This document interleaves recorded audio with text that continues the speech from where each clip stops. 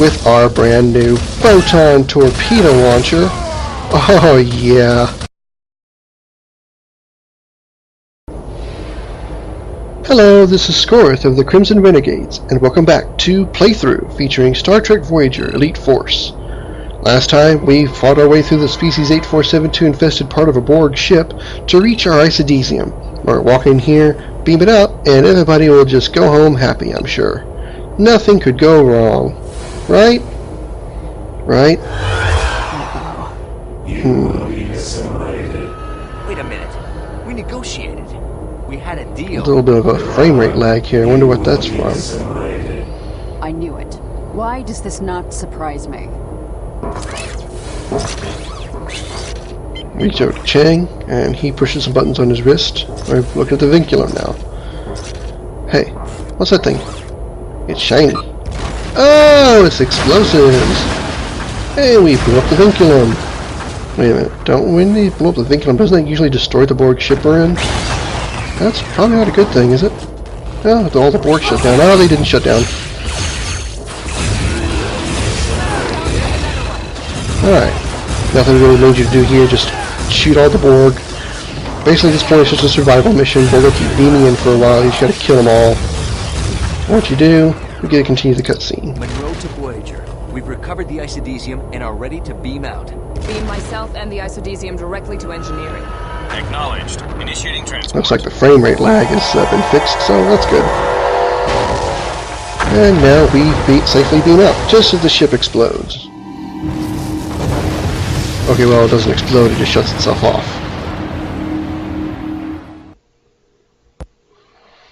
R&R. We could use some R&R at this point. We finally have the isodesium back, after, what, 2 separate locations of trying to find it? 7 of 9 beam directly to engineering with the isodesium. If Lieutenant Torres is correct, Voyager should have power restored. We succeeded on both our missions. Of course we did. The Hazard team has proven itself to be a valuable asset. You are all off duty until further notice. Mr. Monroe, I must commend you and your team on the rescue of Lieutenant Foster. He is in sickbay and is likely to recover. Well, thank you. You all have some holodeck time. I suggest you use it. I intend to, sir. Alright, visit the equipment room and test the new weaponry in the holodeck. Well, I can't wait for this. Because this new weaponry that they're talking about, I know what it is, and I can't wait to use it. So we'll go over here to the equipment room and stop by Telsia first. Meet me in the mess hall after you're done with the holodeck, okay? Sure. Alright, go to the mess hall on deck 2, meet with Telsia, use a turbolift to get there. You don't actually actually, yeah, I think you do have to do the holodeck mission first. I forget, I always do it first anyway because I know what's coming up. Hey, Let's talk to a VA. Program for the holodeck. It's for testing the new personal photon torpedo launcher. That's right, you heard him right. Personal photon torpedo launcher. This thing is a miniature torpedo launcher. Essentially, it's just a rocket launcher that you'd find in any Quake game or pretty much any first-person shooter for that matter. But, yeah, this weapon is easily my favorite in the game. Now, neutralize all 25 enemies. Alright, nothing fancy to do here, just it's a simulation of Kronos, the Klingon homeworld, so all we gotta do is just kill the 25 Klingons that are here. With our brand new photon torpedo launcher. Oh yeah. Like I said, it fires miniature photon torpedoes, which is awesome. And the secondary fire mode is a little different. It also fires a torpedo, but if you've got a target locked just before when you get a target, since the vertical is red, if you have that when you fire the secondary fire, it will follow the target for a little bit. So, say you're in multiplayer mode, or if you're following or if the opponent runs around a corner or tries to, strafe side to side to avoid it, it will follow them to the target. A downside to it is it draws a lot of blue energy. Since it is a Starfleet weapon, it uses the blue energy terminals. It does draw a lot of power, which is kind of a downside, but otherwise it's worth it because it is, just like I said, a miniature photon torpedo launcher. In my opinion, the most epic weapon in the game ever. Alright, now that I've gawked over the weapon enough, there's not much to talk about here other than just, go around shooting the Klingons that you see with either their weapons or the brand new photon torpedo launcher. So I wanted to point out a little something that you might be curious about.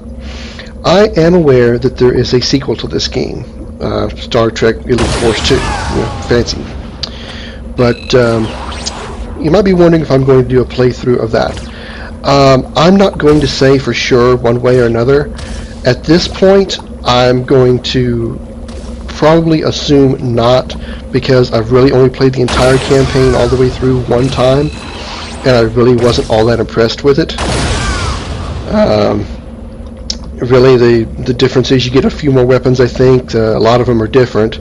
I do like the fact that the torpedo launcher in that game, instead of firing a photon torpedo, fires a quantum torpedo, which, that's just a little bit more epic. Other than that, I wasn't really that impressed with the game. Of course, it has been a while since I did play it. Like I said, I only played it once. So maybe if I give it a test playthrough, maybe I might like it enough to do a playthrough on it. Or hell, I might even do a blind playthrough. That actually sounds kind of fun now that I think about it. Just to run through there and do a blind playthrough without really knowing exactly what I'm doing. That might be kind of fun to do and maybe to watch. I don't really know, and that kind of hurt a little. But at this point, I'm just probably going to say no. If I change my mind later, then I'll do it. If I don't change my mind, then you'll never see it. As far as I know, as far as Elite Force 2 goes, all that really is obviously the sequel to this one. You're not on Voyager anymore. You're actually recruited by Captain Picard, and you're on the Starship Enterprise. One of the things I didn't like was the fact they eliminated most of the voice actors. They didn't bring back most of the voice actors from the Enterprise crew like they did for the Voyager crew. You don't see, I don't believe you see Worf or Crusher or any of the Enterprise crew. Really, the only two people you really recognize are Tuvok, which they bring back because he created the Hazard Team, and Captain Picard. Other than that, there's really no other crew of the Enterprise that actually remained, I don't believe. Like I said, you'll be on the Enterprise, and that's the only really difference. There's a lot, and the missions I think there's more missions. It's a lot more varied. That's all I can really remember. I can't really say much for it. Alright, we're going to go on down to the mess hall now. Deck 2, mess hall. And we'll just, when we get down there, your weapons will be confiscated, I guess, or you just put them away or whatnot. And now we're going to go down to the mess hall, which is down this way, I believe. Actually, I think there's two ways to get to it, but you see that plant down there at the end of the hallway? That leads to the mess hall.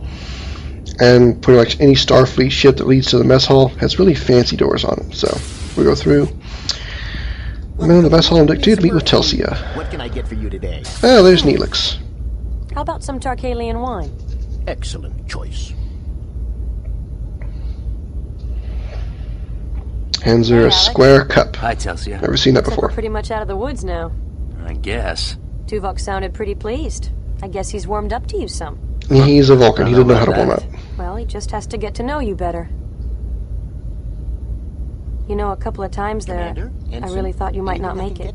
Thanks, Neelix. I'm glad you did. I'm fine. I had to make it, otherwise this game wouldn't continue. Pie. What kind of pie? Oh, just pie? What kind of pie? Loranax grub roach pie. Have a nice meal. Ugh. A little more adventurous than you intended, Tom? Maybe you should have asked, Paris. So, I was wondering... So, how's the Tarkalian wine? I was told 2245 was an excellent year. Oh, yes, it's good. Thanks. You're wondering what? Well... That was awkward. I have to go take a shower. See you later, Alex. Alright, see ya. Okay. Yeah, awkward. Alright. You can talk to the rest of the crew here. I don't really think there's anything incredible they talk about. Neelix and Shang have a little bit of conversation here. Excuse me. I'm not the only one. We'll feel a lot better once we're out of this death trap. I think you have to talk to each person here. Not so sure it's such a good idea to get complacent just yet, Alex. You know, it's rude to talk to people without looking at them. Alright, anyway. What? Oh, I guess the replicators aren't working. Alright, come over here and talk to Tom and Chakotay. Tom. Hey, Monroe. Nice work on the Borg ship. We all owe you one. Or 2, or 3, or 4. Commander. Good work, Ensign. Your team really pulled through. Go over here and talk to... Excuse me. Sorry, no time to talk. A Vulcan versus a Betazoid playing chess. Gerard. Yes, Monroe? Wow, aren't you full of conversation? Alright, let's go over here and talk to these 3. Michael. What? What? Wow. Some fancy dialogue from these people. Sorry, Monroe. No time right now. You're staring out a window. What do you have time? What do you need time for? Crewman. Sorry, I'm kind of busy here. Okay, I'm not going to make a comment. I'm going to just move on. Now, I think I've talked to everybody in here. Felix. Ah, Ensign. I heard you've become quite the hero. It must have been fascinating. The Ethereans, those strange scavengers, and those pesky Borg. Pesky? If you ask me, that's what you call the Borg. Pesky. Alright then. I'm going to move on. I think if you leave, okay. There's a trigger that happens. I don't remember exactly how it starts. I don't know if you have to leave one way or another, or you just spend enough time in the mess hall. Talk to everybody, I think. I don't even exactly figure out what triggers the next scene, because it's very. Sometimes I'll like go out of a room. Sometimes I'll talk to somebody. Sometimes I'll just stand there and stare at somebody long enough. That door doesn't open. Excuse me.